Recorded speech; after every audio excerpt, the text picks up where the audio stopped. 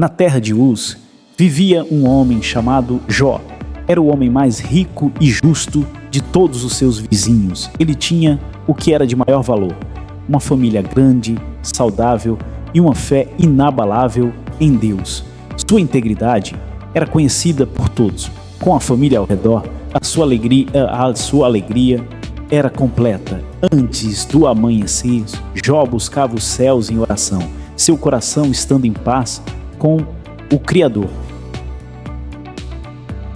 Um testemunho de que a verdadeira riqueza está na fé e na união familiar. Mas enquanto Jó vivia em paz, uma conversa acontecia nos céus.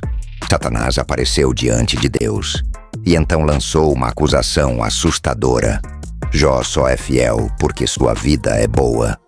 Tire tudo dele e veremos se continuará adorando. E naquele instante, começou a maior prova de fé da Bíblia. O primeiro mensageiro chegou correndo. Roubaram seus bois. Outro apareceu logo depois. Fogo caiu do céu e destruiu suas ovelhas. Então veio outro. Levaram seus camelos. Mas a pior notícia ainda estava chegando. Seus filhos estavam reunidos em uma casa. Então, um vento poderoso atingiu tudo. As paredes caíram e todos morreram. Em apenas um dia, Jó perdeu tudo. Sua riqueza, sua casa, seus filhos, seu futuro. Mas o sofrimento ainda não tinha terminado.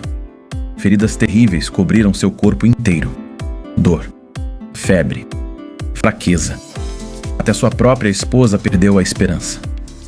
Ela olhou para Jó e disse: amaldiçoe Deus e morra. Mas mesmo quebrado, Jó respondeu: receberemos de Deus apenas o bem e não o mal. Então seus amigos chegaram e, ao invés de consolar, começaram a acusar. Você deve ter pecado. Deus não faria isso com alguém inocente. E aquelas palavras feriam mais do que as próprias feridas. Durante dias, Jó perguntou: por quê? Por que Deus permitiu tudo isso? E talvez essa seja a mesma pergunta que milhões de pessoas fazem hoje. Por que existe dor? Por que existe sofrimento? Por que Deus permanece em silêncio? Mas então, depois de tanta dor, Deus finalmente respondeu. Do meio de um redemoinho, a voz do Senhor ecoou pelos céus. Onde você estava quando criei a terra? Você consegue controlar as estrelas? Pode comandar os mares? Naquele momento, Jó percebeu algo poderoso. Mesmo sem entender tudo, Deus ainda estava no controle.